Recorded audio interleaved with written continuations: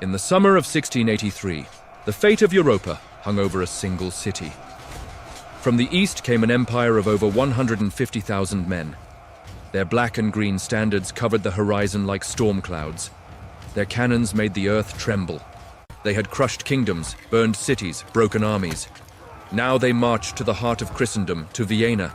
If the city fell, there would be no Alemannia, no Italia, no Europa as the world knew it. But behind its cracked walls, 15,000 defenders still breathed. Farmers, artisans, soldiers. Men who for 2 months had not slept, had not eaten properly, had not seen hope. And then, in the hills to the north, something moved. Torches, thousands of them, descending like burning stars through the dark forest. And suddenly, the thunder. 18,000 knights plunged from the mountains like an avalanche of steel.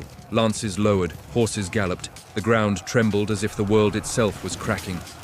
And when they hit the Ottoman lines, the sound was of breaking bones, of metal tearing flesh, of screams that would never again be forgotten. Tents collapsed, cannons toppled, crescent standards fell into the mud. And when the sun finally set over that battlefield, an empire lay in ruins. A city that should have died still breathed. And the echo of that afternoon would cross centuries, whispering to all generations that came after that courage, not numbers, decides the fate of civilizations. For centuries, the Imperio Ottomano had pursued a dream, to conquer Europa. And Vienna was the key to that dream, the portal that would open the way to the heart of the continent. More than 150 years before, in 1529, Solimão o Magnifico had tried to take the city. Rain, mud, and fierce resistance broke his army. The siege failed. Solimão retreated, leaving behind thousands of dead and an unfinished dream. But that memory never died. For the Ottomanos, Vienna remained an open wound, a victory that still awaited to be claimed.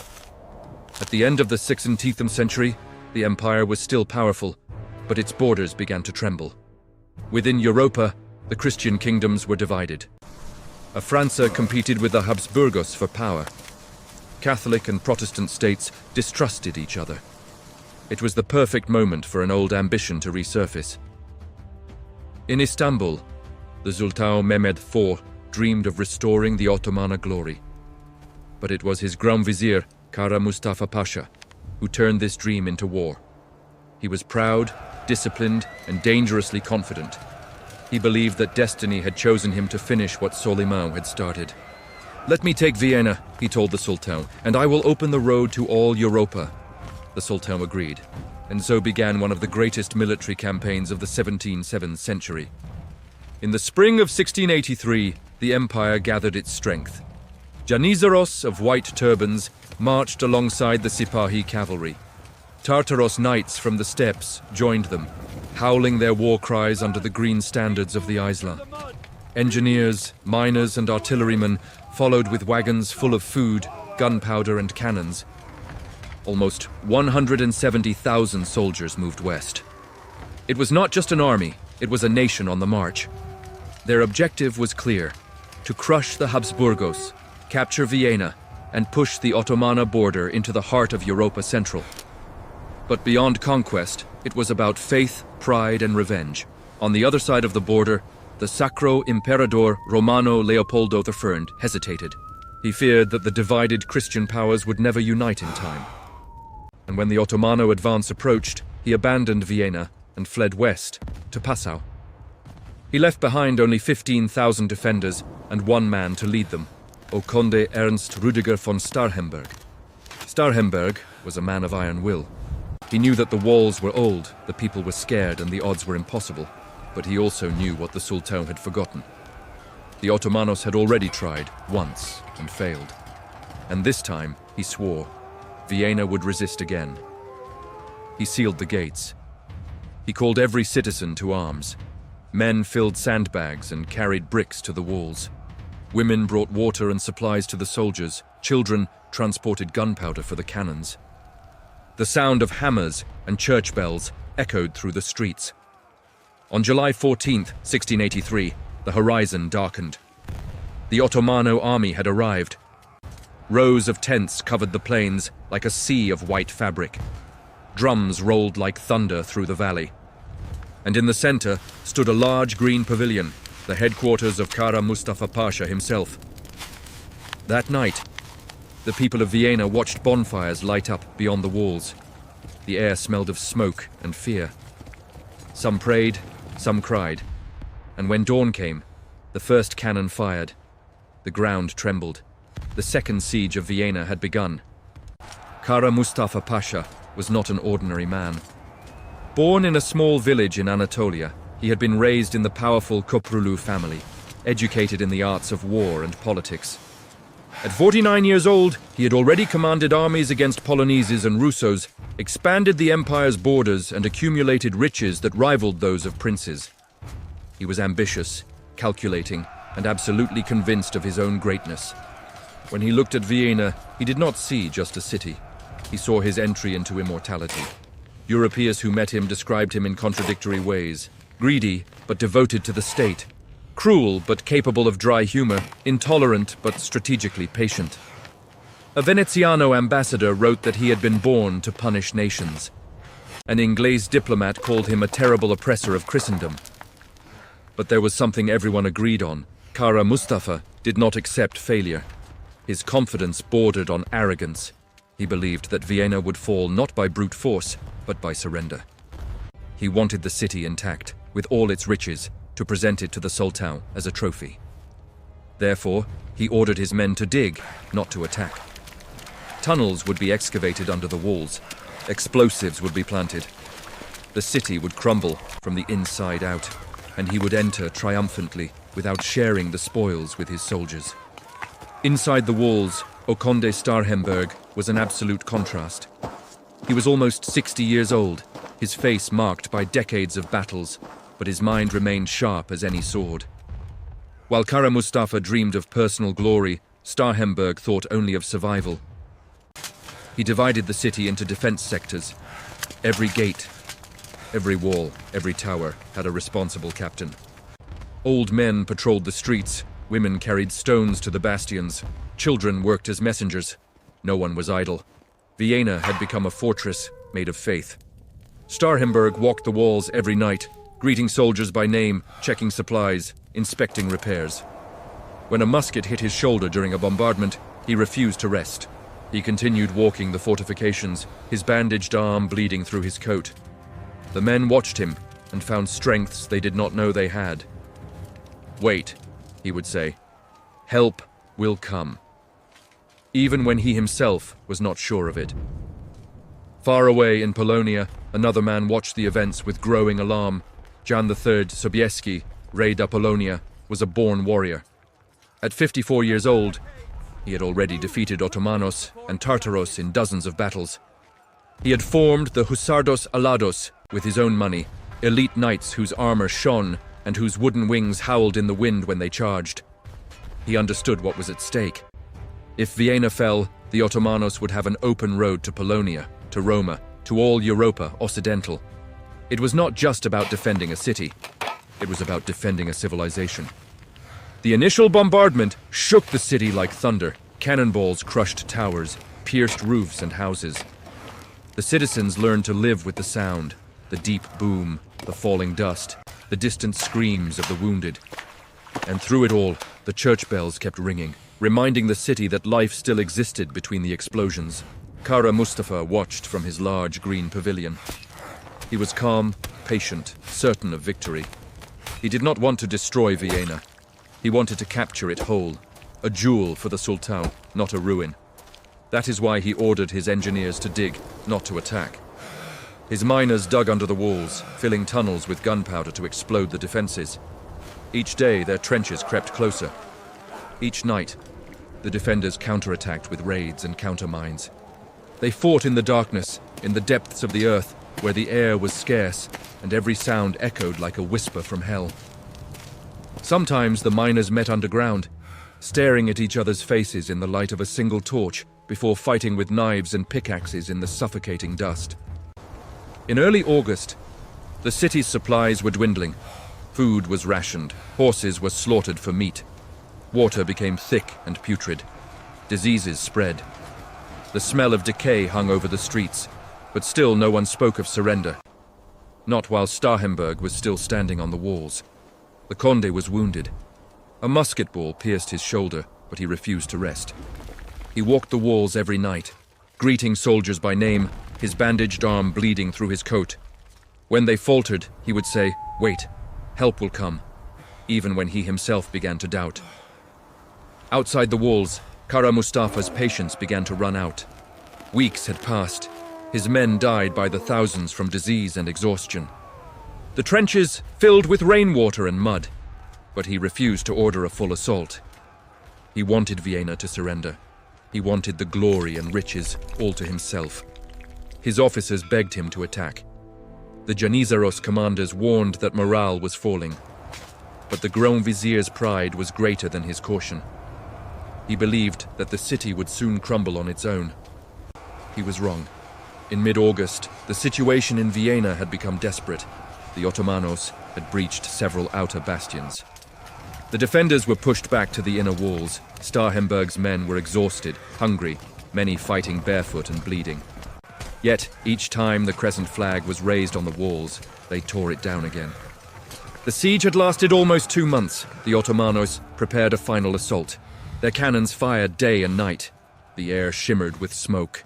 Every window had burst. Every street was filled with rubble. And still the bells rang. One night, as Kara Mustafa looked at the hills to the north, he saw something strange. Flashes of light in the forest. At first he thought it was lightning, then the lights moved. Torches, thousands of them. The relief army had arrived. Sobieski was near, and the tide of the siege was about to turn. In early September, the hills north of Vienna came alive with movement. What was once silent forest now echoed with the sound of marching boots, horses neighing and wagons rattling. The relief army had arrived, and leading it was a man whose name would soon become legend. Jan III Sobieski, Rey da Polonia. He was 54 years old, a veteran of countless battles. He had fought Tartaros, Cossacos, and Ottomanos before, and knew their tactics better than most of his enemies knew their own. But this was different. The fate of all Europa rested on what would happen here.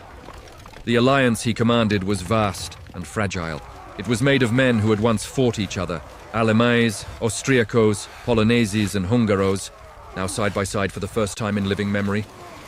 They spoke different languages, prayed in different ways, and deeply distrusted each other. But for this battle, they shared one belief: Vienna should not fall. Sobieski met with Carlos de Lorena, the imperial commander, on the plain to the north. Their handshake sealed the alliance. They decided to attack from the Colinas de Kahlenberg, a high mountain range overlooking the Ottomano camp. From there, they could descend from above, surprising the enemy who believed victory was already theirs. It was a bold plan. To reach the mountain range, the army had to cross dense forests and steep valleys, dragging cannons and wagons through mud and narrow passages. The Poloneses led the way, opening trails by torchlight. Priests marched among the soldiers, carrying crosses and singing hymns. Men whispered prayers as they climbed. And in the distance, beyond the mist, they could already see the glow of Vienna burning. Inside the city, the defenders resisted on the verge of exhaustion. The Ottomanos cannons hammered day and night. Walls crumbled. The wounded filled every church. Bodies lay unburied in the streets. The smell of smoke, blood, and death hung in the air. On the night of September 11th, a soldier on the north wall thought he saw something in the darkness. Faint lights, small sparkling dots moving through the trees. He blinked, unsure if it was real. Then more lights appeared, hundreds, then thousands. The bells of Vienna began to ring frantically. The defenders shouted to each other, and for the first time in months, their voices carried not fear, but hope. Outside the walls, Kara Mustafa also saw the lights. At first, he thought they were fleeing villagers. Then came the sound. Distant drums, trumpets, and the thunder of hooves. The realization hit him like a blow. The Christian alliance was here. The armies of Europa were marching out of the forest to face him. He summoned his commanders and ordered the camp to prepare for battle. The siege, after 2 long months, was about to become total war. At dawn on September 12, 1683, the mist over the Cordillera de Kahlenberg began to dissipate. Below, the vast Ottomano camp stirred like a waking beast. Drums rolled, trumpets called. Tens of thousands of soldiers armed themselves for battle, believing this would be the day they would finally take Vienna. They were wrong. On the mountain range above, the Christian army was ready. Polish standards fluttered alongside Austriaca's and Alama's flags.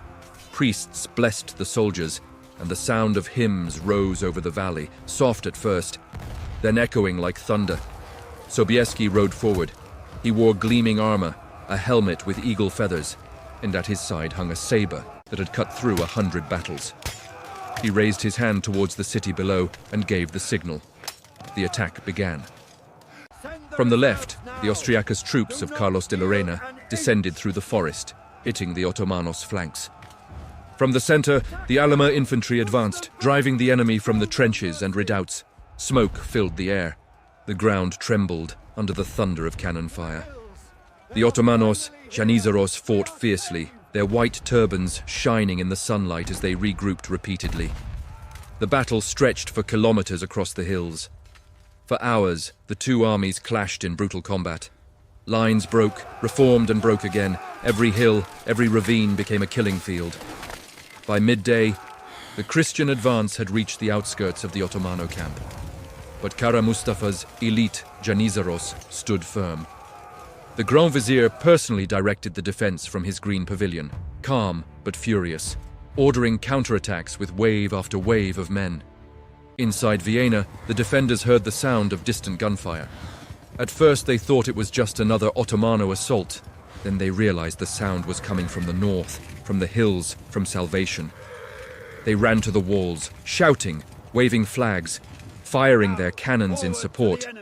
For the first time in 2 months, they were not alone. In the middle of the afternoon, the Ottomano camp was chaos. Their lines began to waver. Kara Mustafa sent his reserves, his cavalry, his pride. Thousands of knights thundered forward, their armor glinting like a river of steel. They charged against the center, hoping to break the Alamays before the Poloneses could descend. And then, from the mountain range above, came a sound like the sky tearing. The trumpets of Polonia. Sobieski had waited all day for this moment. He turned to his men, 3,000 Husardos Alados, the most feared warriors of Polonia, their backs crowned with wooden wings that whistled and roared in the wind. Behind them were 15,000 more knights, the largest mounted force assembled in Europa since the Idade Media. Sobieski drew his saber, pointed it down the hill, and shouted a single word, Karagar. The earth trembled, the hills roared. The cavalry plunged down the slope like an avalanche of iron. They rode in perfect formation, lances lowered, standards fluttering, sunlight flashing on 1,000 steel points. The Ottomanos' lines broke on impact. No armor, no wall, no will could withstand that storm. In less than half an hour, the greatest cavalry charge in European history swept through the Ottomano camp, straight to Kara Mustafa's green pavilion. The Grand Vizier tried to regroup his men, but panic had already taken hold. The Janizaros retreated. The cavalry fled. Tents burned. The field turned into chaos and smoke. Kara Mustafa watched in disbelief as his army, the pride of his empire, crumbled before his eyes. At sunset, the Ottomano camp was in ruins. Thousands of men lay dead. Drums and standards covered the ground. The survivors fled towards Hungary in confusion. When the smoke finally cleared, Vienna was no longer a city. It was a scar on the land. The surrounding fields were covered with bodies, armor shining like shattered glass under the pale sun. The smell of gunpowder mixed with the stench of death. Even the air seemed heavy, as if carrying the weight of everything that had happened there. Inside the walls, the people emerged in disbelief. The siege had lasted 2 long months, 60 days of hunger, fear, and endless night. And yet, somehow, the city was still standing. Families scoured the ruins for their loved ones. Priests walked the streets, blessing the dead.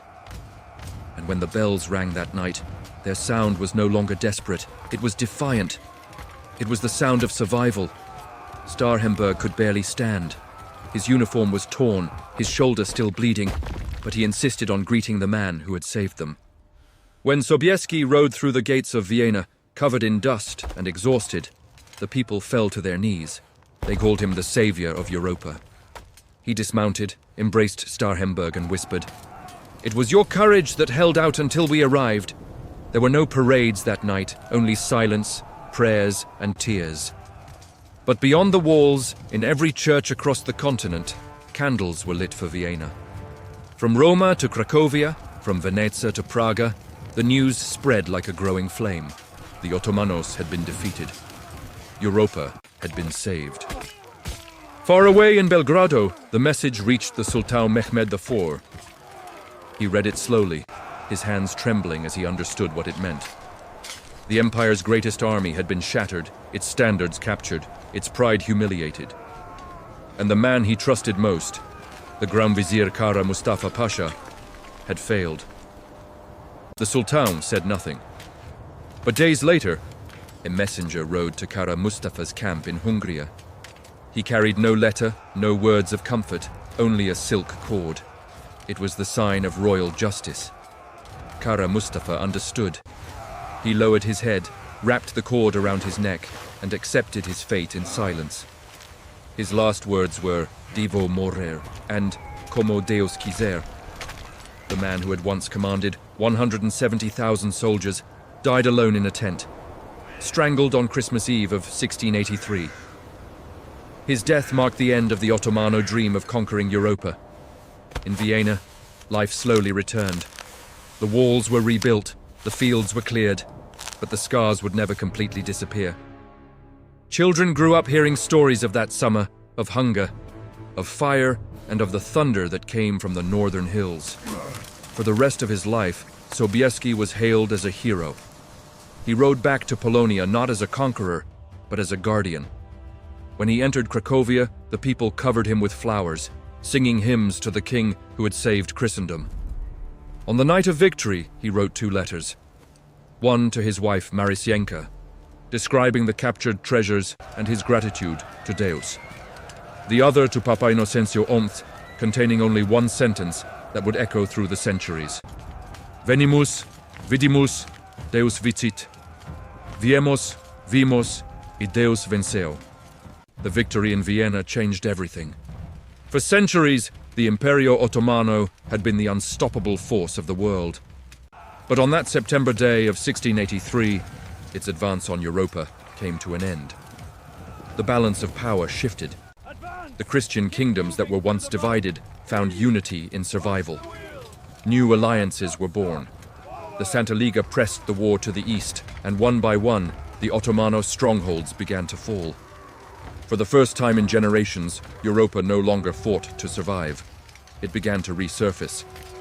The Tratado de Karlowitz, signed in 1699, sealed the fate of the empire. The Ottomanos ceded almost all of Hungary to the Emperador Leopoldo. Territories that had belonged to the Crescent for over a century returned to Christendom. It was more than a military defeat. It was the announcement that an era had ended. The Ottomano historian Silahdar Findiklili described the battle as the most disastrous defeat since the founding of the Estado Ottomano in 1299. 12 different Grand Viziers held office in the following 20 years, the legacy of a power that had once been the most powerful in the world.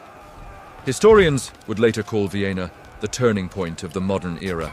It was where the dream of an empire ended and the destiny of a continent began. The battle showed the world that empires could bleed, that faith could unite strangers, and that courage could stem even the tide of history.